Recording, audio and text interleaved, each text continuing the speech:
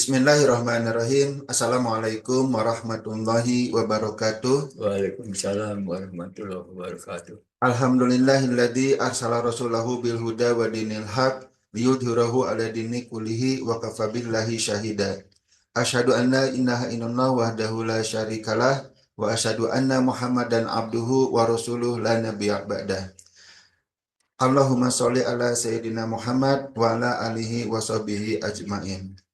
Alhamdulillah kita berjumpa lagi di episode podcast di Bina Esa TV. Seperti biasa kita akan belajar kepada guru kita Pak Profesor Samsuri yang merupakan pembina dari Yayasan Bina Esa. Nah, pada kali ini beliau akan membawakan sebuah formula yang sangat sederhana, tapi formula ini sangat penting. Banyak orang yang mengabaikan kemampuan ini padahal sangat penting. Kenapa sangat penting? Karena semua orang itu punya masalah. Siapa yang tidak punya masalah? Silahkan komen kalau ada. Nah, pada kenyataannya semua orang itu punya masalah, tapi hanya sedikit orang yang tahu cara menyelesaikan masalah. Nah, oleh karena itu, kita akan bahas bagaimana cara menyelesaikan masalah dengan formula doi. Ya, sebelumnya di video sebelumnya kita juga sudah membahas bagaimana cara mengatasi masalah dengan formula solusi. Nah, sekarang dengan formula doi. Keduanya adalah teknik memecahkan masalah. Silahkan Anda pelajari supaya wawasan Anda cukup banyak ya tentang bagaimana cara menyelesaikan masalah. Nah, tanpa panjang lebar lagi, kita akan persilahkan guru kita ya Pak Prof yang akan menjelaskan apa yang dimaksud dengan DOIT atau D-O-I dan T. Mangga Pak Prof.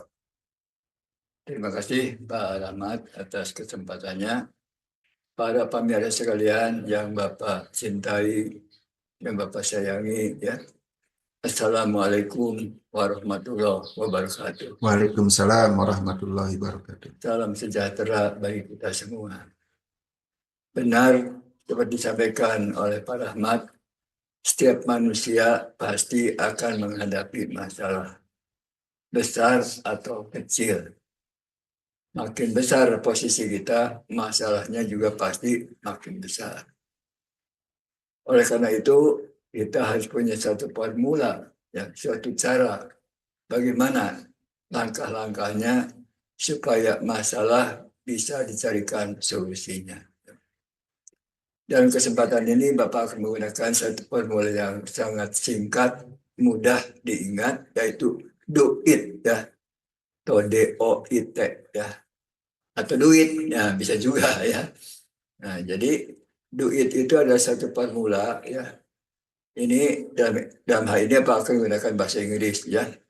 D-nya itu define the problem, ya. Jadi kalau kita ingin memecahkan suatu masalah, langkah awal itu kita harus tahu apa sih masalahnya. Kan? Kalau kita tidak tahu masalahnya, akan sulit mencari pemecahannya. Ya. Jadi define the problem. Ya. Misalnya, ya, kita seorang pedagang, ya, sudah mulai berdagang di pinggir jalan misalnya, ya, tapi kok pembelinya sedikit. Nah itu masalah, ya. Kita harus cari solusinya gimana supaya barang kita itu terjual, supaya kita dapat untung. Nah jadi kita tidak tahu apa sih masalahnya, ya. Nah supaya lebih jelas, langsung pada O-nya, ya, open your mind, ya. Buka pikiran, berpikir, ya. Kenapa kok barang saya kurang laku atau tidak laku, ya? Nah mungkin karena mungkin harganya kemahalan, ya. Jadi orang lain menjualnya lebih murah. Pasti kita tidak akan mendapatkan pembeli. Mungkin juga, ya, karena kualitasnya itu kurang baik, kurang sesuai dengan apa yang dibutuhkan oleh para pembeli. Ya. Itu mungkin, ya. Dan yang ketiga mungkin saja, ya, tempat jualannya kurang strategis, ya, sehingga kurang terjangkau oleh banyak konsumen. Ya. Dan keempat mungkin saja, ya, kita sendiri sebagai penjualnya itu ya kurang ramah, pakaiannya juga mungkin kurang bagus, ya, sehingga orang kurang percaya kepada kita. Ya. Nah, setelah kita berpikir dan mencari alternatifnya, ya, kemudian yang ketiga, ya, identify the best solution. Nah, kira-kira ya yang paling benar dari kemungkinan tadi yang mana ya? Nah, kalau misalnya yang benar itu adalah karena harganya kemahalan, ya turunkan harganya ya. Nah, insya Allah ya barang kita itu mungkin akan banyak pembelinya. Ya. Atau mungkin juga karena kita kurang promosi ya. Nah, sebagai barang baru yang dijual ya kurang dipromosikan pada masyarakat, tentu aja tidak akan atau kurang banyak orang yang membeli. Oleh karena itu ke depan mungkin kita melakukan promosi tempat dagangnya, ditulis misalnya harganya sekian, barangnya kualitas apa ya. Itu juga sebagai langkah-langkah yang bisa tempuh supaya barang kita itu bisa dibeli orang.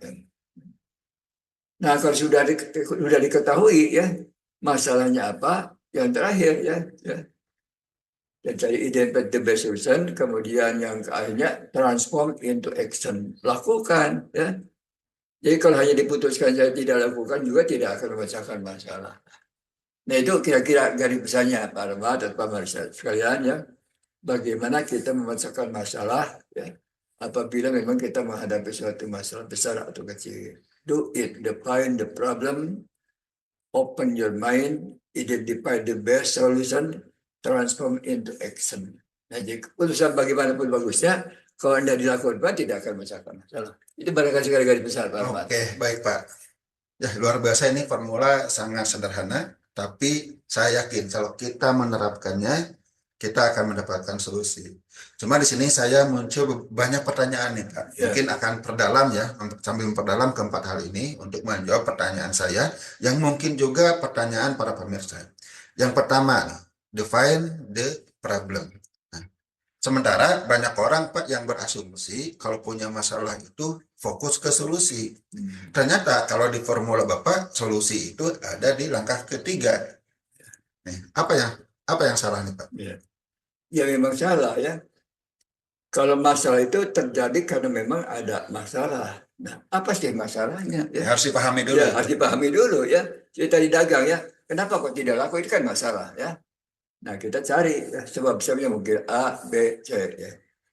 Kita punya anak misalnya ya, laporannya itu banyak yang merah gitu ya. Nah, ini berarti ada masalah ya. Kenapa kok bisa begitu ya? Apakah mungkin anak itu belajar kurang ya? Atau mungkin orang tuanya kurang motivasi ya? Atau misalnya waktu pergi kita diberikan sarapan ya? Itu berbagai masalah yang memungkinkan kenapa anak itu misalnya evaluasinya kurang bagus ya, prestasinya kurang bagus ya. Nah, oleh karena itu kita cari masalahnya. Insya Allah apabila sudah tahu masalahnya, kita mudah mencari solusinya. Ibaratnya kalau langsung ke solusi, kita itu langsung minum obat, tidak tahu penyakitnya. Nah, betul ya, kalau kita sakit misalnya ya, harus cari apa sih Harus tahu dulu sakitnya ya, apa, betul. baru minum obat. Nah, gitu ya, baru minum obat ya. Pusing misalnya, ya lalu lah. Nah, itu berbagai macam penyakit mungkin. Ya, pusing itu baru gejala ya Pak. Gejala. Iya, penyakitnya apa ya, Ya, perlu diperiksa. Nah, tanya pada ahlinya. Pada ya. ahlinya. Ya. Nah, pertanyaan kedua nih Pak. Define the problem. Masih di nomor 1. Bagaimana Pak cara mendefinisikan sebuah masalah? Ya. Nah, jadi tentu ini harus tahu masalahnya ya. Kenapanya ya. Nah, kenapa anak bodoh? Kenapa barang tidak terjual ya? Kenapa orang tidak suka sama kita ya? Jadi sering bertanya Nah, kenapa? bertanya kenapa ya? Kenapa ya kok saya kurang disukai orang ya? Bisa kenapa saya kok jomblo terus gitu ya? Nah, itu harus bertanya ya. Ya mungkin ini penampilan kita yang kurang bagus, kita kurang ramah, kita kurang senyum, bagus saja lah. Itu faktor-faktor yang memungkinkan kita tidak menarik orang lain. Ya. Nah, jadi kita harus tahu, didefinisikan ya, kenapa gitu ya, apa sebabnya ya. Nah, sebab itulah yang harus kita cari setelah tahu, kemudian kita lakukan, ya hilangkan penyebabnya ya. Nah, seperti tadi ya, supaya kita banyak teman, ya harus banyak senyum ya, ya buat saja ya, harus berkomunikasi ya. Kalau ada orang menekan kesukaan, kebahagiaan, berikan selamat ya. Itu langkah-langkah yang bisa kita lakukan supaya kita menarik ya. Pakaian kita yang bagus ya, tidak usah yang mewah ya, tapi yang rapi, yang bagus, yang serasi ya, itu juga akan menimbulkan orang tertarik sama kita. Oke. Saya pernah mendengar istilah dengan root cause, Pak. Akar masalah. Gimana, Pak, cara menemukan akar masalah? Ya tadi, setelah kita misalnya punya akarnya ini apa sebabnya ya? Tidak ujung-ujung lah. Mulai tadi ya, kok kepala itu pusing gitu ya? Ya, nah itu pusingnya kenapa ya? Bisa saja karena penyakit, bisa saja karena punya masalah, gitu ya. Masalah yang kita terpecahkan ya, kita punya utang bisa tagih terus lah, itu bisa pusing ya. Ya. Kemudian kita usaha bisa rugi terus, itu juga pusing ya. Jadi tidak selalu pusing itu akibat misalnya ya penyakit yang ada pada fisik kita. Bisa juga penyakitnya itu ada karena masalah sosial ya, so dagang tidak laku ya, anak misalnya nakal terus ya, sulit diakur ya, itu juga masalah-masalah. Nah, apa sih akar masalahnya ya? Kenapa kok anak kita tidak nurut sama kita lah? Jangan-jangan kita tidak menjadi orang tua sebagai teladan yang baik ya. Jangan-jangan kita kurang memperhatikan si anak ya. Jangan-jangan misalnya ya kebutuhan si anak juga tidak dipenuhi ya. Makanya dia itu mungkin kurang hormat sama ayahnya ya, benci dan sebagainya ya. Nah itu akan masalahnya harus dicari Pak ya. Oke. Jangan-jangan gejalanya ya. Nah jadi pusing itu hanya gejala ya. Hanya gejala. Apakah masalah apa? Itu harus dicari. Jadi harus benar-benar tahu ya mana Ya. yang namanya gejala, mana penyakit. Nah kadang-kadang orang tidak ada masalahnya, tanya pada ahlinya. Pada Ya. ahlinya. Makanya kita perlu ada konsultasi dengan dokter ya, dan psikolog dan sebagainya ya, dengan teman-teman yang baik ya, atau dengan ustadz ya. Kok ustadz kenapa ini begini ini ya? Mungkin nanti ustadz akan berikan solusi. Ya. Oke Pak, kita masuk yang kedua nih Pak, open your mind.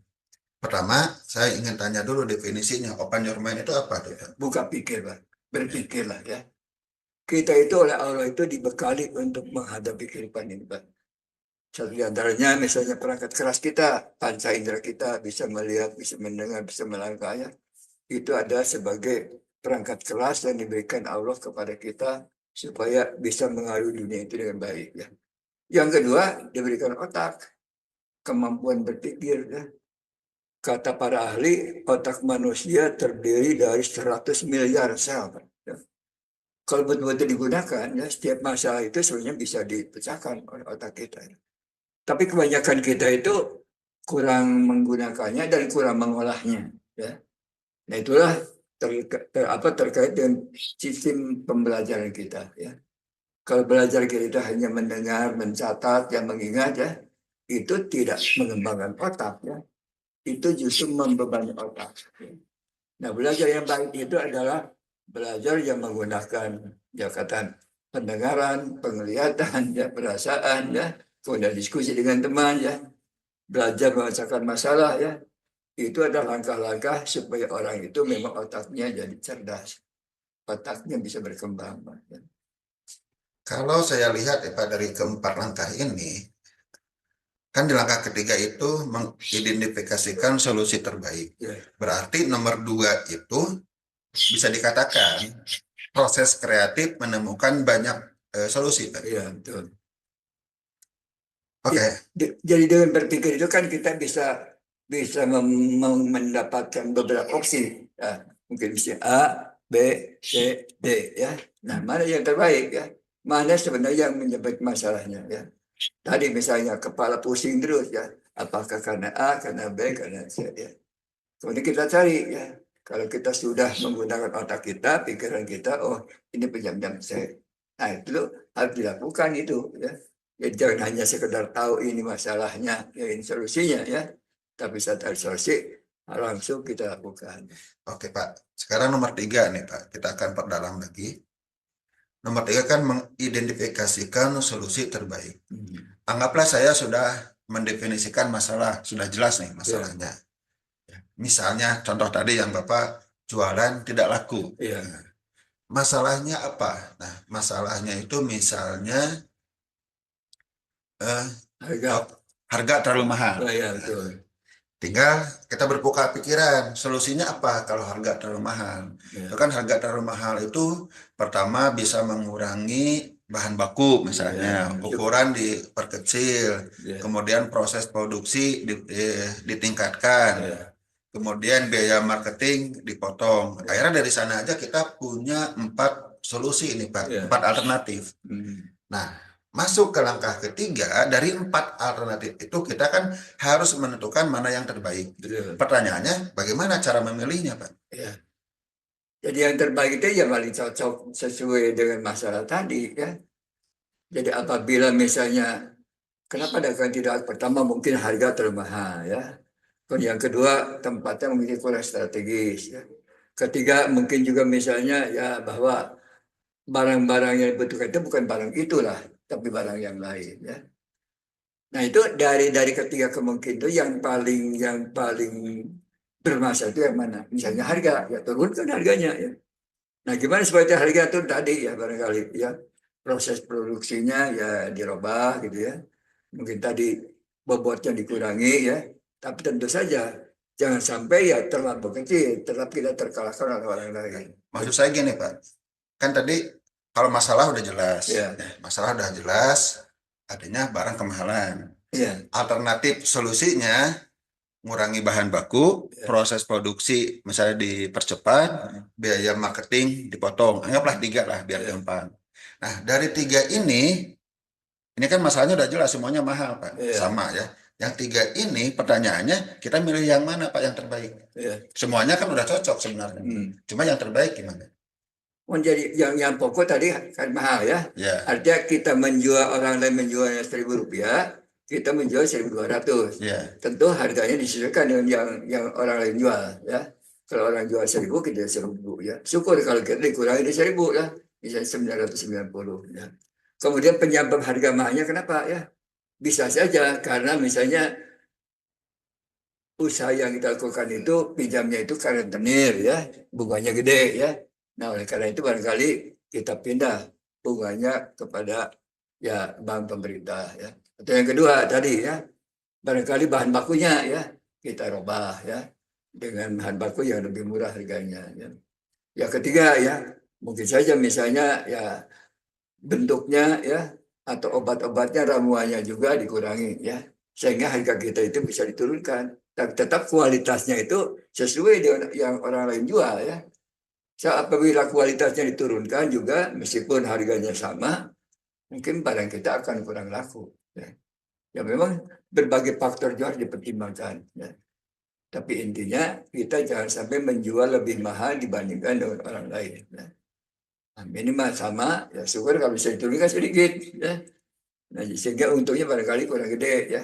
Nah itu memang risiko apabila barang kita memang belum banyak laku. oke lah, baik Pak. Kita bahas yang keempat. Anggap kita sudah memiliki eh, Putusan terbaik ya. putusan terbaik. Ya. Sudah memiliki putusan yang terbaik, solusi yang terbaik. Kemudian di sini transform into action. Iya. Bagaimana Pak cara mentransformasinya? Ya lakukan Pak. Ya. Ya, artinya sebelum dilakukan itu gimana Ya. Pak? Prosesnya dari ide sampai ke tindakan itu gimana? Ya semua harus dilakukan. Tapi prosesnya gimana? Jadi prosesnya itu ya barangkali kita sebarkan ya bahwa barang kita itu harganya itu sekian ya. Tidak seperti yang lama ya. Jadi orang lain harus tahu ya. Ini pentingnya informasinya. Dan yang kedua ya memang hal-hal yang lainnya juga mungkin harus dilakukan. Mungkin bukan satu faktor penyebabnya ya. Jadi penyebabnya itu misalnya harga termahal. Kedua barangkali juga tempat dagangnya kurang strategis, cari yang strategis. Pelayanannya mungkin kurang bagus ya. Jadi yang dagangnya bisa pakainya itu ya kurang menarik ya. Atau mungkin tidak ada informasi ya bahwa harga kita itu harga sekian. Kan seringkali ada orang menyebutkan harga ini sekian, sekian, sekian. Itu juga menarik ya. Bahkan kalau perlu ada sistem diskon ya, sistem hadiah ya. Kalau belinya 2 tambah 1 ya. Nah itu langkah-langkah yang bisa dilakukan terutama apabila barang kita itu memang barang baru Pak ya. Kalau barang kita sudah lama mah ya relatif orang sudah tahu ya apakah kualitasnya atau dengan harganya. Ya. Atau mungkin pelayanannya itu bisa dilayani dikirim ke tempat ya seperti sekarang ya. Sekarang kan banyak orang belanja itu makanan itu ya pesan lah dikirim ke tempat kita ya. Itu juga salah satu cara barangkali supaya ya orang itu lebih nyaman ya. Tidak perlu mengeluarkan ongkos untuk membeli barang. Oke, baik Pak. Nah, sekarang saya mungkin dari pengalaman Bapak nih Pak. Bapak pernah menghadapi sebuah masalah ya. Ya. Pernah mengalami sebuah masalah. Bisa nggak Pak menceritakan yang dari pengalaman Bapak sebagai contoh baik bagi saya maupun bagi pemirsa Bagaimana dari masalah besar yang pernah Bapak hadapi sampai Bapak bisa menyelesaikan masalah tersebut? Mangga, Pak. Ya. Jadi masalah itu memang penyebabnya itu banyak ya. Bapak pernah punya proyek cukup besar gitu ya pada tahun 97 ya, 97. Itu mah karena terjadi krisis ekonomi ya. Karena krisis ekonomi, harga-harga itu berubah ya, terutama rupiah dibandingkan dengan dolar ya. Dolar dulu itu harganya itu hanya 2.500, berubah jadi 15.000 ya, 6 kali lipat ya. Alhamdulillah kalau Bapak itu tidak punya utang luar negeri ya, tapi teman-teman yang punya utang luar negeri kasihan Pak ya, berat sekali ya. Bayangkan aja kalau dulu misalnya utang 1 juta dolar ya, hanya 2,5 miliar ya, setelah krisis ekonomi jadi 15 miliar ya. Bahkan Bapak punya teman ya, bahwa mengatakan saya katanya mobil saya masih Mercy, rumah saya seperti istana gitu ya. Tapi saya lebih miskin dari orang miskin. Nah itu akibat ada kesyukuran. Jadi ada masalah itu yang terjadi karena kesalahan kita ya, kesalahan manajemen ya.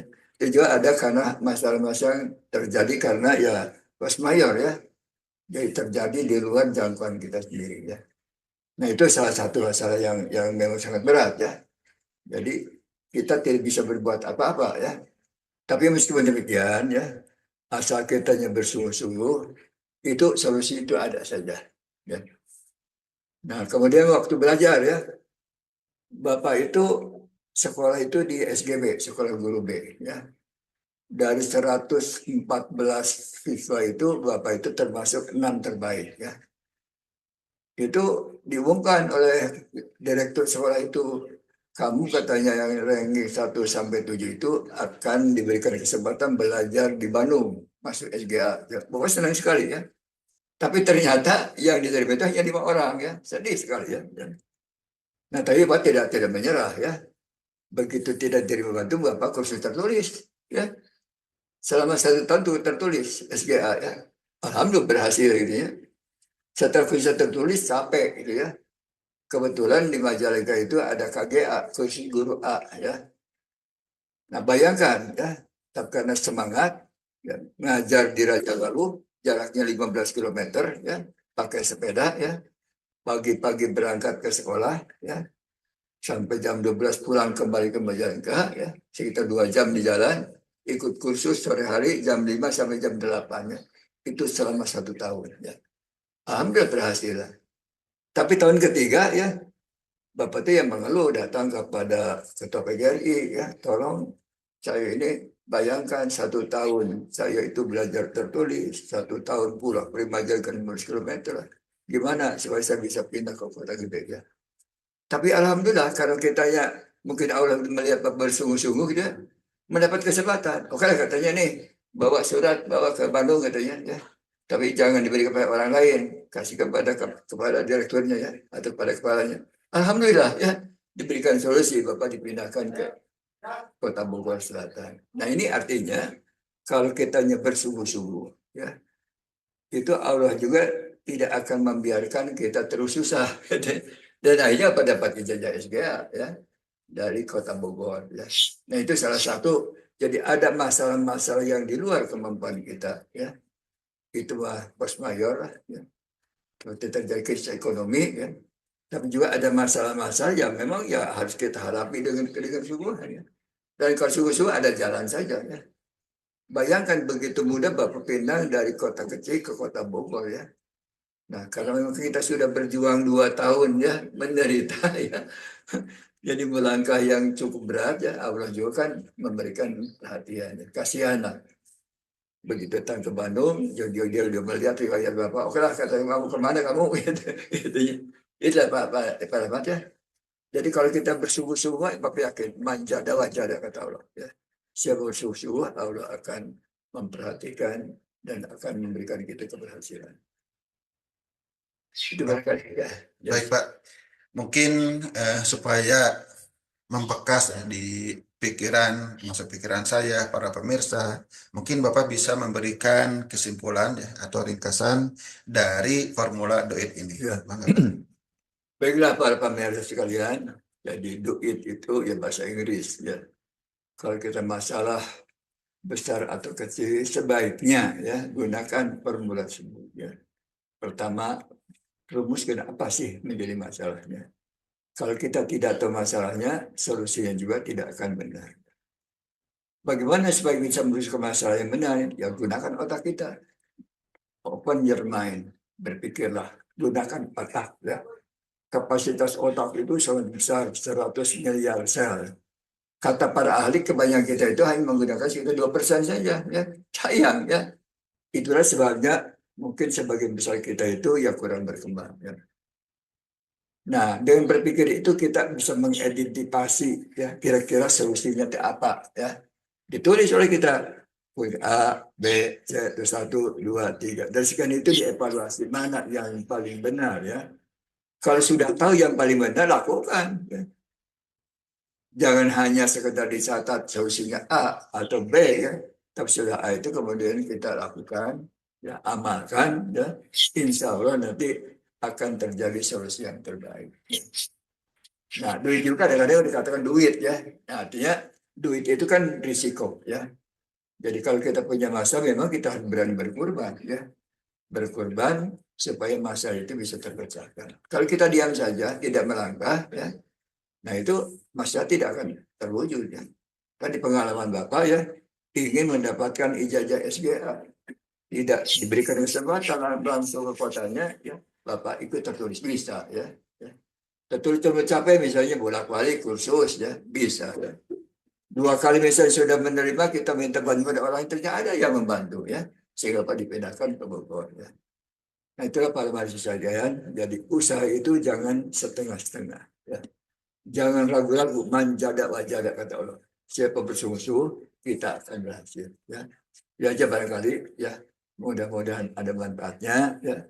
Sebab memang tidak bisa tidak dalam hidup itu kita akan dihadapkan pada masalah besar dan kecil. Tidak aja barangkali. Iya, baik, terima kasih Pak Prof atas nasihat, paparan, dan berbagi pengalamannya bagaimana cara mengatasi masalah dengan formula DOIT.